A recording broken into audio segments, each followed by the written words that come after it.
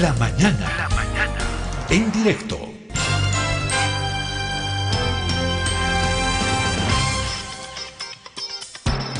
Hemos invitado al analista Agustín Echalar y a Emilio Rodas para que nos den sus criterios respecto de los dos discursos del 6 de agosto del vicepresidente y el vicepresidente David Choquehuanca y el presidente Luis Arce Catacora. Bueno, tenemos que ponerle atención porque se supone que son los dos principales líderes que tiene el país, y lo que ocurrió, sobre todo el discurso del presidente Luis Arce, que tuvo una gran repercusión porque terminó en una confrontación entre las bancadas del MAS y de la oposición. Vamos a ver si Agustín Echalar ya está en línea, si lo podemos escuchar con su saludo. Agustín, ¿cómo está? Un gusto tenerlo nuevamente acá en Herbol, en el programa La Mañana en directo. Bienvenido. Buenos días, Pedro. Un gran placer estar con ustedes y muchísimas gracias por convocarme. Ahora sí, hemos escuchado perfectamente a Agustín Echalar, hemos superado el problema que teníamos. Bueno, vamos a comenzar. Yo les voy a pedir que, si bien es cierto, no tenemos un tiempo establecido para sus participaciones, pero yo les voy a pedir que traten de que sea lo más concreto, sintético y breve posible para no extendernos y optimizar el uso del tiempo. Comencemos con Emilio Rodas, el ex viceministro del actual gobierno. Hasta hace poco, Emilio Rodas fue viceministro del régimen interior y hoy en la tarea de hacer análisis de la actualidad, la coyuntura, análisis político. Emilio, comenzamos con usted. ¿Cómo evalúa estos dos discursos que en un principio han sido calificados, uno de conciliador, el de David Choquehuanca, y el otro confrontacional, el del presidente Luis Arce Catacora? En la mirada suya, inicialmente, Emilio, ¿cómo ha visto estas dos intervenciones el pasado 6 de agosto? Sí, pienso que ha habido un perfil del discurso del vicepresidente muy filosófico, muy de fondo, planteando temas que le están preocupando a la gente, como este tema de la reconciliación nacional, planteando temas que tienen que ver con los equilibrios que tienen que haber dentro de la sociedad, planteando temas que tienen que ver con las perspectivas de nuestra economía, pero en base a la relación que debe haber entre el entorno natural, la naturaleza, el mundo, los equilibrios que se deben promover desde Bolivia, promoverlos como discurso hacia el mundo, en un mundo que está en permanente riesgo por el capitalismo salvaje. Creo que esa ha sido la característica del discurso del vicepresidente, que en su estilo, ¿no? En su estilo siempre muy reflexivo. Y hemos tenido un discurso del presidente Arce muy práctico, muy concreto, muy específico. Se ha referido al tema político ocurrido en 2019, las consecuencias que ha tenido esto, no solo en la parte política, sino en la parte económica, en la parte social, en la parte sanitaria, porque han habido decisiones que se han tomado desde la constitución de ese gobierno, que luego ha terminado afectando todo el escenario nacional. El presidente ha sido claro, directo, no se le puede llamar de otra manera, pues no, la oposición no sé cómo se le querrá que se le llame. La tesis de los que formamos parte de este proceso es que hubo un golpe de Estado, y de un golpe de Estado emerge un gobierno de facto, entonces esos términos que se han utilizado son coherentes con la lectura que tiene el MAS, que tiene el proceso de cambio sobre los hechos de 2019. Después la perspectiva económica ha sido bien planteada por el presidente, ¿no? El escenario que se creó a partir del gobierno de facto, la caída de la inversión pública, la caída del empleo, la caída de la disminución de la lucha contra la pobreza, que más bien terminó aumentando la pobreza extrema, la reducción de la inversión privada. Entonces, todos estos temas que fueron evaluados por el presidente y fueron planteados en contraste con lo que está ocurriendo ahora, ¿no? En estos 8 meses se han tomado acciones, se han tomado medidas que se siente el impacto en la economía. Se ha recuperado la inversión pública, se viene recuperando el crédito, se viene recuperando el ahorro, se viene recuperando el empleo. Hemos bajado de de 11,3 a 7,3 de desempleo. Entonces, el presidente ha mencionado todos estos temas y lo ha hecho en una perspectiva, una retrospectiva clara, comparativa con lo que ocurrió en el gobierno de Yanine Áñez. Ha hecho la comparación 2019, antes de 2019, durante el gobierno de facto y lo que está ocurriendo ahora. Y creo que ha sido claro. Y claro, esas cosas no les gusta a la oposición escuchar estos temas, ¿no? No les gusta y naturalmente han reaccionado como lo hicieron, ¿no? Perfecto. Vamos a escuchar ahora a Agustín Echalar, su mirada, su criterio de estos dos discursos. Agustín, ¿qué dice usted? ¿Qué conclusiones le dejan las dos intervenciones? Adelante, lo escuchamos, Agustín. Bueno, yo creo que el señor Choquehuanca ha hecho un discurso de circunstancias, muy amable, muy ponderado, que evidentemente no ofende a nadie y tal vez, y sobre todo si uno compara eso con las palabras del presidente, algo que parece anodino puede terminar siendo de extremo valor cuando consideramos lo que puede causar un discurso excesivamente cargado, cargado por un lado de odio, pero por el otro lado de una serie de inverdades.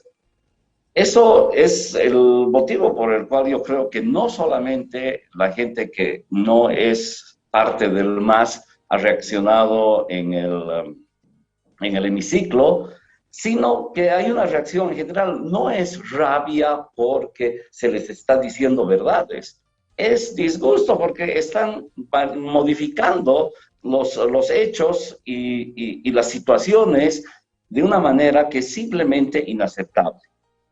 Yo creo que el discurso del presidente Arce ha sido genuinamente un discurso de odio, un discurso de profundo rechazo a quienes no están a favor del MAS. Pero hay algo que tiene que aclararse. No estoy de acuerdo con lo que él ha dicho, independientemente de que no creo que el gobierno de la señora Áñez haya sido bueno bajo ninguna circunstancia. Sin embargo, así de malo como lo hubiera sido, como lo plantean ellos, lo que se tiene que recalcar es que esta anomalía histórica en la que hemos caído los bolivianos en el año 2019 al 2020 es producto del accionar del MAS, es producto de que se forzó y se violó la Constitución al permitir la candidatura del presidente Morales, algo que simple y llanamente era ilegal. Y en ese momento se rompió la constitucionalidad del país.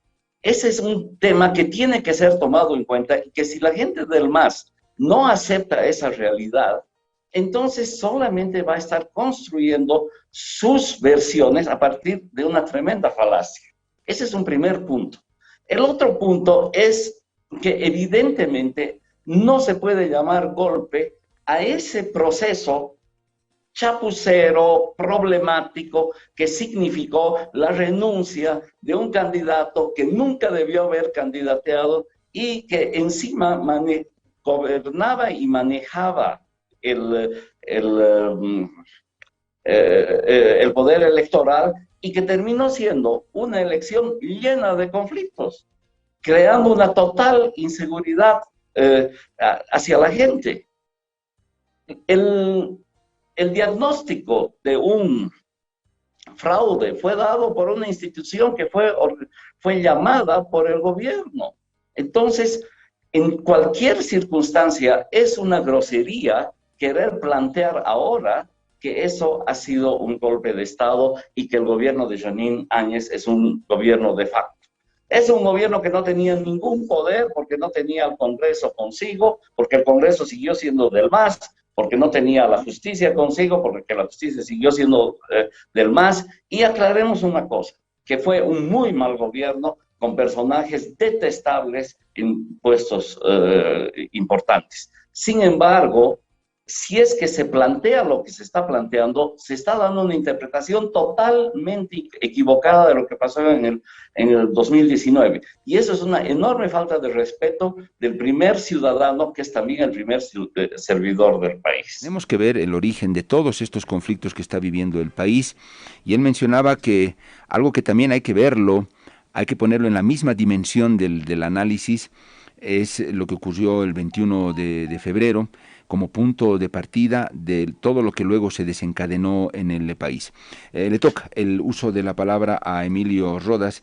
Emilio, ¿usted considera que evidentemente lo del 21F es un punto de partida para cualquier análisis completo que se quiera realizar? Lo escuchamos, Emilio, adelante. Gracias. Claro, lo que pasa es que montaron todo el relato de octubre, noviembre de 2019, lo montaron sobre la historia de un fraude.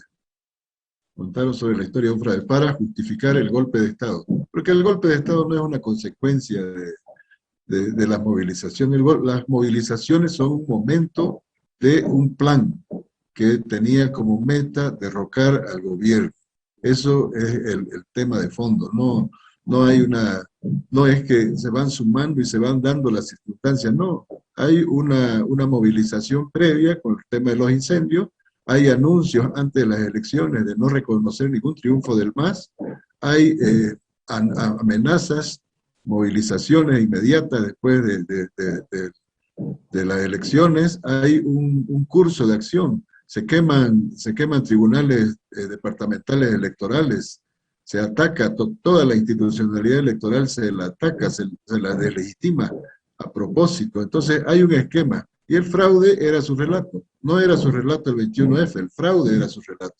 Ha pasado el tiempo, después de consumado el golpe de Estado, porque el golpe de Estado cada vez es más evidente, mientras que el fraude cada vez es más dudable, porque aparecen otras versiones que siempre han puesto en duda. No hay una sola versión independiente que confirme la versión de la OEA. No la hay. Entonces, se les cae el discurso del fraude, entonces hay que poner la línea un poco más atrás para justificar el golpe de Estado desde más atrás, para decir, claro, hay uno que violó primero la ley, pero hay que recordar que ese debate se dio en su momento, y ese debate tuvo lugar, se dio un debate jurídico, un debate político, y terminó convocándose a unas elecciones, y muchos de los que cuestionaban la candidatura del presidente Evo terminaron inscribiéndose a participar en esas elecciones. Entonces, hay una secuencia ahí que cierra un ciclo del debate, un ciclo de la discusión.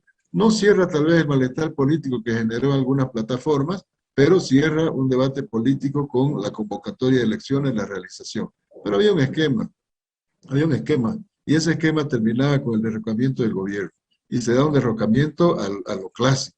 Por más que cualquier analista diga que no tiene las características de un golpe, oiga, una señora se autoproclamó presidente y fue reconocida por todos los actores. Un grupo de extraños sin ninguna atribución legal se reúnen en determinados lugares y toman decisión acerca de quién asume el gobierno.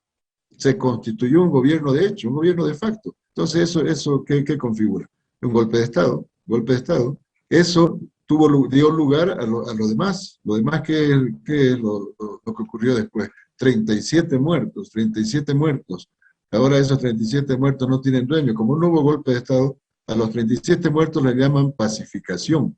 Pero además con todas las otras consecuencias, ¿no? Hemos tenido un vacío democrático, un vacío legal, un vacío constitucional durante cerca de un año en este país, que ha sido producto de un plan bien estructurado, un plan bien ejecutado, bien planificado, que al final se montó sobre un discurso determinado, y hoy ese discurso se les ha caído. Seguramente después vamos a retroceder un poco más atrás, seguro, para justificar el golpe de Estado. Perfecto, Emilio. Agustín Echalar, ¿qué dice usted a propósito de lo que ha acotado Emilio Rodas? Agustín, lo escuchamos. Bueno, el señor Rodas muestra un cinismo que me deja perplejo. Porque lo que está diciendo él en primera instancia es que hubo una enorme cantidad de manifestaciones en contra de esa elección donde iba a participar el candidato que no tenía derecho a participar de acuerdo a la Constitución. Por eso hubo las manifestaciones y la gente se inscribió porque sabía que si no se inscribía estaba perdiendo todo chance. Pero la barbaridad que ha cometido el gobierno al utilizar la propia Constitución que ellos utilizaron como papel higiénico, es una aberración de marca mayor en la vida institucional de un país. Y aclaremos que no se arregló esa situación. La candidatura de Evo Morales fue aceptada a partir del supuesto derecho humano que tenía él de ser reelegido, dentro de una secuencia de acciones que son vergonzosas, que son una barbaridad como economía jurídica, en manejar un derecho humano, algo tan importante y tan fundamental para ser seres humanos más civilizados, para que una persona permanezca en el poder, es una grosería de marca mayor. Fue una barbaridad, y fue una barbaridad que ofendió no solamente a los opositores, sino que ofendió también seguramente a los nazistas con buenas intenciones y no que están obnubilados ya sea con el poder o con la figura de lo que fue el MAS en un momento dado. Ahora, el asunto es este. En primera instancia, la gente ha reclamado de una manera muy grave por el 21F, pero aclaremos que ni siquiera debió haber tenido lugar eso, porque Morales ya había jugado con este asunto de la reelección en reiteradas oportunidades, o sea, en una oportunidad anterior, y podemos ir más atrás, como sugiere el señor Roda. Es un enorme problema, y es un problema porque tenemos un gobierno cuyo fin principal es permanecer en el poder para siempre. Y eso no funciona en democracia. En democracia es muy importante el poder hacer que unos dejen el poder y otros lleguen al mismo. Eso es lo que permite verdaderamente una vida democrática. Ahora, por el otro lado, volvamos a insistir que decir que una señora se autoproclamó, aclaremos, hubo una secuela de renuncias, y esa secuela de renuncias es, por un lado, una vergüenza enorme de cada una de las personas que renunciaron porque no tenían por qué hacerlo, y en segundo lugar, se estaba creando un vacío de poder, y al espacio, a la circunstancia de ese vacío de poder, la persona a la cual le correspondía cerrar ese vacío de poder, lo tomó. O sea, no se cuenten historias desde una sola perspectiva. Ahora, el camino es definitivamente otro. La sociedad ha reconocido, más allá de todas las barbaridades que ha hecho el MAS en términos democráticos, se tiene que reconocer con las elecciones que han tenido lugar en octubre del 2020, que la mayoría de los bolivianos quieren un gobierno como el MAS. Así nomás es, no queda otra. Está bien. Sin embargo, lo que sería interesante es que ese gobierno que ahora tenemos entienda que este país no está compuesto solamente por masistas y entienda que solamente se puede tener un país con futuro si se logra una integración entre los que piensan de una manera y los que piensan de otra, y no a partir de demonizar la posición o la visión de los otros, llamándolos a unos racistas, imperialistas, capitalistas o lo que sea. Se los tiene que arrinconar. Nosotros tenemos que tener una democracia representativa. Todas las visiones del mundo tienen que poder tener un espacio. Gracias, Agustín. Su criterio, Emilio, lo escuchamos, su turno. El tema de la sucesión, ¿no? Que no hubo un vacío de poder casual, no hubo un vacío de poder por irresponsabilidad de los que les tocaba asumir. Hubo un golpe de Estado, hubo un acoso sistemático a todos los que estaban en la línea sucesoria, Incluso en las reuniones de la Universidad Católica se acordó o se propuso y se dejó claro que si no había, si era un masista, no se aceptaba la sucesión. Entonces, ese tema hay que dejarlo en claro, no es que se escaparon por cobardes, se escaparon o salieron de ahí, pusieron sus renuncias porque no había una garantía de respeto a la sucesión como correspondía. Entonces, eso está claro. La sucesión que menciona de la señora Áñez, que llenó un vacío, pues cuando se fue Gonzalo Sánchez de Lozada de Bolivia, la carta de Gonzalo Sánchez llegó al Congreso, la leyó don Orlando Bacadíes y la puso a consideración del Pleno del Congreso. El Pleno del Congreso la aprobó y dio curso a la sucesión presidencial. Lo mismo pasó cuando Vance renunció y Tuto asumió. La señora Yanine Áñez estuvo en un hemiciclo vacío. No hubo sesión, no se leyeron las correspondencias de renuncia, no hubo una recomposición de la directiva. Entonces, fue absolutamente ilegal, absolutamente ilegal. Pero por otro lado, estoy de acuerdo con el señor Agustín respecto del ambiente que debemos construir en Bolivia. Es un ambiente necesario. El vicepresidente ha convocado a eso. El vicepresidente ha convocado a eso, pero ese ambiente o ese escenario no debe ser construido en base a la impunidad. No debe ser construido en base a la impunidad. Hay hechos históricos que han interrumpido un proceso democrático de 37 años. Por primera vez una persona en 37 años, una persona asumió de manera de facto un gobierno. Después de García Mesa fue la señora Áñez. Entonces eso debe rendirse ante la justicia y los que estuvieron a cargo de eso deben responder. Entonces hay un escenario ahí que debe construirse en base a la verdad, en base y no a la impunidad. Y es lo que ha planteado el vicepresidente, ha planteado el presidente. Memoria y justicia, esos son los dos planteamientos que se hacen. Entonces, ese es el camino. Tenemos que construir una sociedad, tenemos que reconciliarnos, tenemos que entendernos, tenemos que aceptarnos en la diferencia. Y ese mensaje también debe ir para la oposición. ¿No? La oposición, siendo minoría, intenta imponer su visión sobre la mayoría del pueblo boliviano. La oposición intenta construir un relato en el cual no quieren que tenga cuestionamientos. No es pues normal lo que ha ocurrido en 2019 y el gobierno de la señora Yanine Áñez fue una consecuencia, aunque después quieran desmarcarse, ¿no? Yo no estoy de acuerdo con lo que hizo la señora Yanine Áñez, pero su asunción fue legal. Las características de ese gobierno provienen de su propio origen, y ese origen espurio, ese origen ilegal, ese origen golpista, es lo que predomina en toda su gestión. Y eso hay que tenerlo igual. A veces se enojan porque, claro, no le decimos racistas a los opositores, decimos golpistas. A los que defienden el golpe se le dice golpistas, pues, no se le dice otra cosa. Pero estoy de acuerdo en que hay que construir esos espacios. Y esos espacios tienen que ser reflexivos. Y la intelectualidad boliviana también tiene que entender que hay una mayoría del pueblo boliviano que respalda este proceso, y lo ha respaldado siempre. Lo ha respaldado siempre, porque las elecciones cuestionadas de 2019 no las ganó Carlos Mesa, las ganó Evo Morales. La discusión fue por menos de 1% de diferencia, entre el 10% más o el 10% menos. Entonces, ese escenario creo que hay que construirlo, pero en base a honestidad también intelectual para con el pueblo. Perfecto. Su turno, Agustín. Yo quiero plantear la siguiente pregunta para ambos.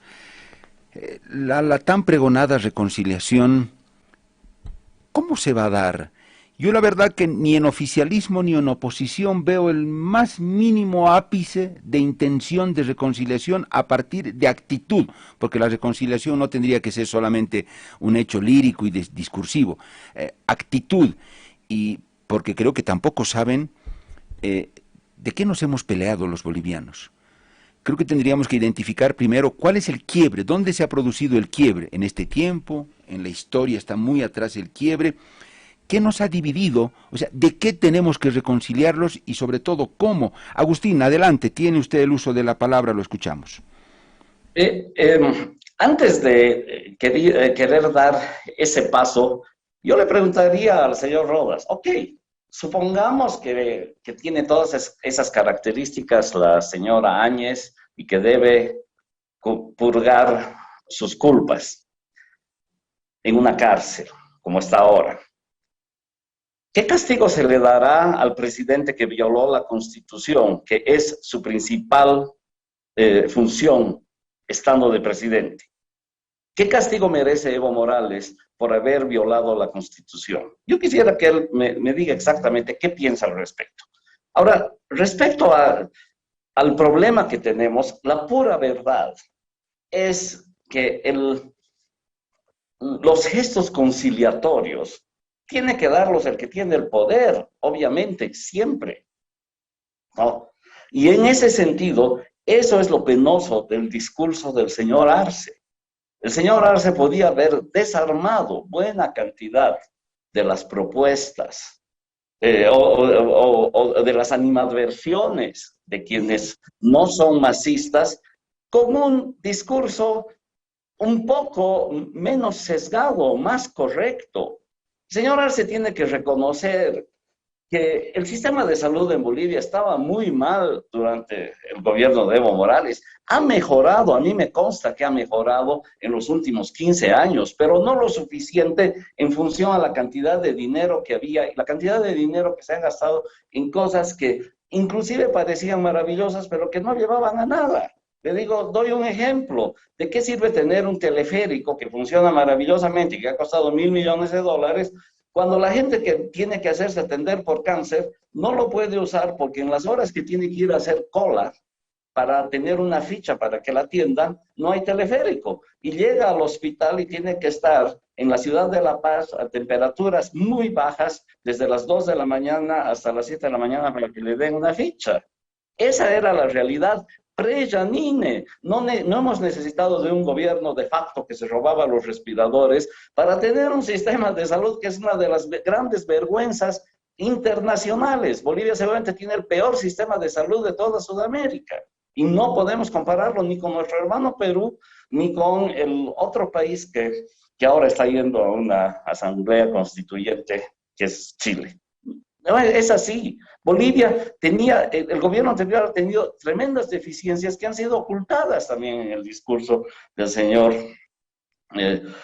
Arce el 6 de agosto pasado.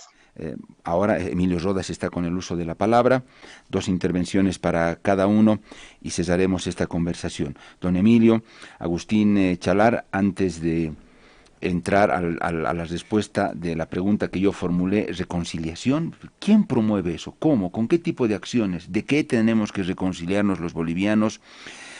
Agustín Echalar decía, bueno, le formulaba una pregunta a usted, decía, está bien que se procese a la señora Áñez por todos los delitos que hubiera cometido, está muy bien, pero ¿quién procesa al anterior gobierno, al anterior presidente por la vulneración a la Constitución con el referéndum del 21 de febrero, el no respeto a los resultados, en fin?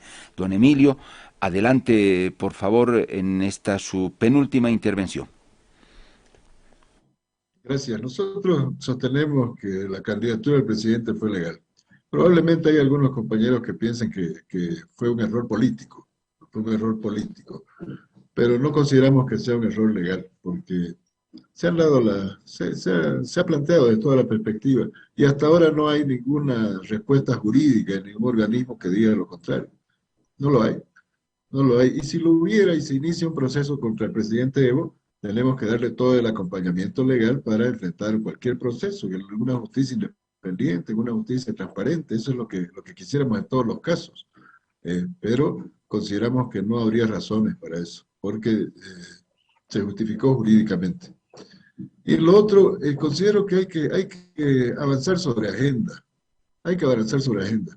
No podemos seguir en cada escenario, en cada espacio, encontrando un campo de batalla, en lugar de encontrar un punto de encuentro.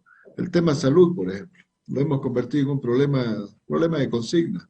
Problema de consigna, que si lo hace el alcalde, lo hace el gobernador, lo hace el presidente o el ministro de salud, ¿quién entrega las vacunas? ¿Quién las hace? El sistema de salud hay que abordarlo de manera integral. No podemos seguir con un sistema de salud mercantilizado. La crisis del sistema de salud que dice el señor Agustín antes de la llegada de Áñez, precisamente es porque no pudimos imponerle al sistema médico mercantilizado un sistema de salud pública. No pudimos Ellos lograron un nivel de movilización que nos hizo retroceder incluso en el Código Penal. Fueron muy hábiles, pero defendiendo su sistema de salud mercantilizado, ese sistema que ha convertido al paciente en cliente, ese sistema que le conviene que el centro médico público no cumpla su trabajo, que el laboratorio público no cumpla, porque así las clínicas, los laboratorios, los médicos particulares, todos hacen su agosto. Entonces, ese sistema público no solo es una responsabilidad del gobierno, sino una responsabilidad de los propios sectores de salud que tienen que comprometerse con la transformación para contar con un sistema de salud público eficiente. El que quiere ir al privado, que vaya, pero no le privemos a la gente de tener un sistema público eficiente. Ese es un tema, por ejemplo, donde podríamos construir una agenda común, podríamos ponernos de acuerdo todos los actores. Hay otros temas que tienen que ver con pacto fiscal. Ese es un debate que vamos a tener que afrontar, pero lo vamos a afrontar desde la perspectiva partidaria. Nos vamos a parapetar en nuestro discurso partidario para enfrentar un tema que va más allá de nuestra fracción partidaria, es un tema que va a definir la relación gubernativa que va a tener Bolivia en los próximos 30, 40 años. Lo vamos a dejar en manos de un debate netamente politizado. Ese tema también tiene que ser un tema en el cual construyamos agenda. El tema de la crisis demográfica que se aproxima en el país. Nosotros vamos a tener en 2030 probablemente 15 millones de habitantes. 7 millones y medio van a vivir en el área metropolitana de Santa Cruz. 13 millones van a vivir en el eje central del país.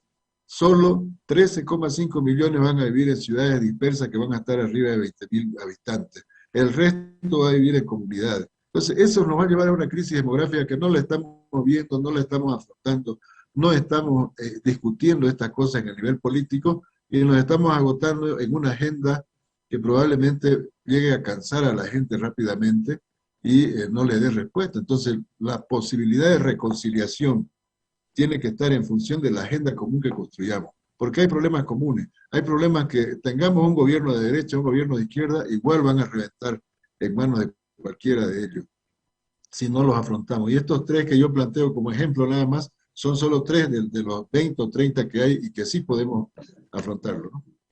Perfecto, Emilio. Agustín, adelante, lo escuchamos.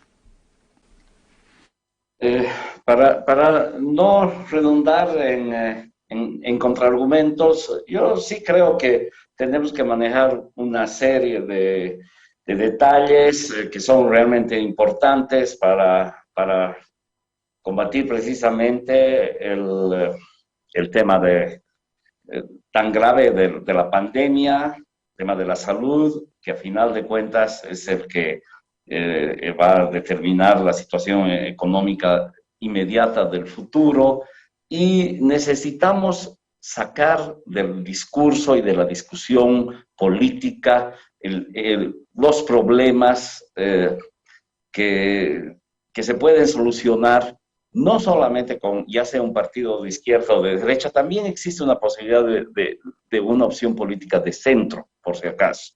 Y eso es algo que creo que es tremendamente importante para encontrar para encontrar un camino para limar las asperezas. Por el otro lado, yo creo que eso es lo tremendamente triste que se ha escuchado en el discurso del presidente Arce. El presidente Arce no ha dado en todo su discurso la menor señal de querer pacificar el país. Y ahí retomo la pregunta que usted hizo al principio, Pedro, respecto a de qué estamos peleados. Y indudablemente este país tiene serios conflictos, tiene conflictos históricos, tiene problemas porque su estructura social, las diferencias entre ricos y pobres son muy grandes, o ante todo los pobres son muy pobres y tienen dificultades muy grandes para tener una vida digna, etcétera, etcétera. Pero en el fondo nosotros somos un país tremendamente pacífico. Si nosotros comparamos a Bolivia con el resto de nuestros de nuestros vecinos, sin hablar de los lugares donde hay otro tipo de tragedias, nosotros somos un país que realmente no llega a extremos. Estoy absolutamente de acuerdo en que tiene que escandalizarnos la muerte de un ciudadano y tiene que hacerse justicia al respecto. Pero también insisto en que se tienen que manejar los temas con una verdadera justicia que sea imparcial, que no, y que logre un acercamiento a la verdad. De cualquier manera, yo realmente creo que a pesar de todo y a pesar de esas situaciones, el futuro de Bolivia debería ser un futuro muy, muy amable, ¿no? Y en ese campo me apena tremendamente el discurso del presidente Arce, porque me parece un discurso destemplado en un momento donde realmente necesitamos otra cosa. Creo que hemos perdido la señal con Agustín. Muy bien, Agustín. Vamos al cierre. La última intervención de Emilio Rodas. Emilio, adelante, por favor. Gracias. Creo que han habido planteamientos importantes en el discurso del presidente, ¿no? Y nos ha llenado de satisfacción ver que se ha ido reactivando la economía. Este tema de la inversión pública es clave porque lo que informaba el presidente, que la caída de la inversión pública en 2020 del 60%, eso no fue un tema de la pandemia, fue una decisión política, porque los proyectos se paralizaron en noviembre mismo. Hoy está costando reactivarlos porque se ha renegociado con los financiadores. La mayoría de los proyectos tenían financiamiento y estos financiamientos fueron paralizados sin considerar los plazos que tenemos en el crédito. Ahora esto se está reactivando y ese impacto de la inversión pública tiene un impacto multiplicador. Pero además la visión del presidente, de los compañeros del gobierno, de sustituir importaciones, de fomentar la industria nacional, se han ido dando ya pasos importantes, se están dando pasos que van a ir teniendo un impacto en la mano de obra. Pero tenemos que darle un enfoque territorial proporcionado. Tenemos que darle un enfoque territorial proporcionado. Vamos a tener, ahorita tenemos 23 ciudades con más de 50.000 habitantes. Probablemente, si sigue creciendo al ritmo de las ciudades del eje, vamos a tener menos de 10 en los próximos 10 años. Entonces, eso más bien es una tendencia negativa, eso tenemos que cambiarlo, esa tendencia. Y cuando el presidente habla de industria, habla de potenciamiento, hay que pensar en las macrorregiones, hay que pensar en los territorios dispersos, hay que generar una movilidad a partir del empleo. Y ese empleo tiene que darse con generación de fuentes de trabajo. Entonces, creo que el discurso del presidente en el fondo, en la información, está claro, las perspectivas están claras.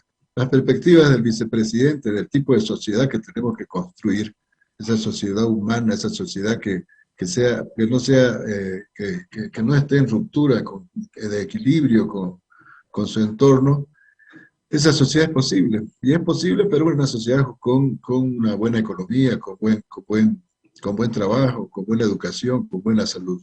Es posible. Creo que es lo que refleja el discurso del presidente. Los tonos fueron generados probablemente por el mismo ambiente interno de la Asamblea. Hay gente en la Asamblea que actúa de manera irresponsable, coherente con lo que ha sido su práctica política.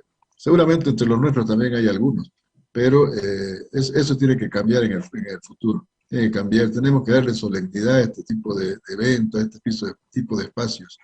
Y esa solemnidad también surge con una buena actitud de parte de los actores políticos. Hay que reunirse más con los jefes de bancada.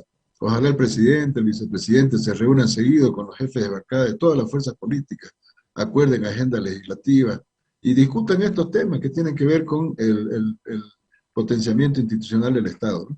Eso es lo más, Pedro. Perfecto.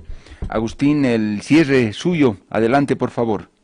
Bueno, reitero, creo que es obviamente muy, muy valioso poder hablar sobre este tema, hablar con el señor Rodas, una persona genuinamente ligada al partido de gobierno, y eso me parece interesante porque se pueden intercambiar ideas, se pueden ver las cosas de una forma u otra, y evidentemente tiene que haber la posibilidad de conversar y de entendimiento. Eso debería ser posible en una democracia. Es más, es lo más importante para una democracia. Es muy importante que se reconozca el valor de los opositores. Si no hay eso, estamos por un muy mal camino. Y esperemos que bueno, en el futuro inmediato las cosas mejoren de la manera como el presidente Arce dice que están mejorando. Esperemos que sea así. Mi percepción, mi conocimiento de la economía no es lo suficientemente técnica para entender todos los guarismos que él ha presentado. Definitivamente no creo que la economía de un país se puede ir por el caño en un periodo de tiempo tan pequeño como fue el gobierno de la señora Áñez. Y por el otro lado, definitivamente creo que no juzgar o anular el problema de la pandemia para interpretar cómo se hicieron las cosas en el año 2020 también es algo que no es completamente honesto, ¿no? Esperemos que nos vaya bien en las próximas décadas con sus consecutivos 6 de agosto. Perfecto. Agustín Chalar, analista político, columnista en medios de comunicación, y Emilio Rodas también hace análisis político, hasta hace poco fue viceministro del régimen interior. Les agradezco mucho, un abrazo muy cordial para ambos. Valoro el tiempo que nos han dado, sus criterios, creo que en un tono de vehemencia sí en algunos momentos, pero como lo dijo Agustín Echalar, es importante abrir estos escenarios para que unos y otros digan su palabra. Ambos expusieron sus argumentos, seguramente los oyentes van a ser quienes juzguen. Para ambos, para Agustín y para Emilio Rodas, mi gratitud, mi reconocimiento, y estoy seguro que en otras ocasiones los vamos a volver a tener acá. Un gusto. Hasta luego. Apasionado como buen orientista. Bueno, así hemos tenido esta conversación entre Agustín Echalar y Emilio Rodas, los discursos de David Choquehuanca y Luis Arce Catacora el 6 de agosto. Este último generó gran polémica. Ustedes han escuchado una y otra versión. Alguien que está alineado al proceso de cambio y el otro, Agustín Echalar, que hace un análisis mucho más crítico de la situación. Bueno, ustedes son los que al final juzgan.